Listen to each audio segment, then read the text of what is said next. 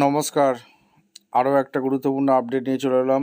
খুব গুরুত্বপূর্ণ ভিডিও। চ্যানেলে ফার্স্ট টাইমে থাকলে চ্যানেলটাকে সাবস্ক্রাইব করে বেল আইকনটা টিপে রাখতে হবে লেটেস্ট গুরুত্বপূর্ণ আপডেট পাওয়ার জন্য। স্টেপ টু স্টেপ আজকের আপডেটটি আপনাদের সামনে তুলে ধরছি। আজকে কথা বলবো অঙ্গনওয়াড়ি কর্মীদের সঙ্গে দেখা করলেন মন্ত্রী অগ্নিমিত্রা পাল। বেতন বৃদ্ধি নাকি কি কি কি জন্য দেখা করলেন তিনি, আজকের এই ভিডিওতে বিস্তারিতভাবে ব্যাখ্যা করব। চ্যানেলে ফার্স্ট টাইম দেখলে চ্যানেলটাকে সাবস্ক্রাইব করে বেল আইকনটা টিপে রাখতে হবে লেটেস্ট গুরুত্বপূর্ণ আপডেট পাওয়ার জন্য।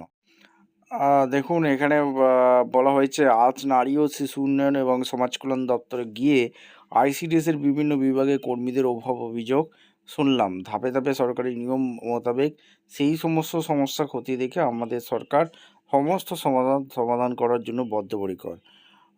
অঙ্গনওয়াড়ি দিদিরা যে অভিযোগগুলো ছিল, সমকাজে সমবেতন, বেতন বৃদ্ধি এবং স্থায়ীকরণ বা এইসব যে সমস্যাগুলো ছিল, অঙ্গনওয়াড়ি কেন্দ্রগুলোর যে সমস্যাগুলো ছিল, সেই সমস্যার অভিযোগ শুনলেন মন্ত্রী।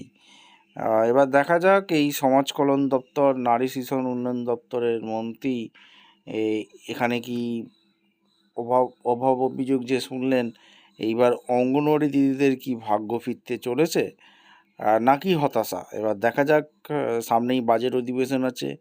এই বাজেট অধিবেশনে অঙ্গনওয়াড়ি দিদিদের কি ভাগ্য ফিরতে চলেছে, বাজেটে কি ভাতা বৃদ্ধি করতে পারে সরকার।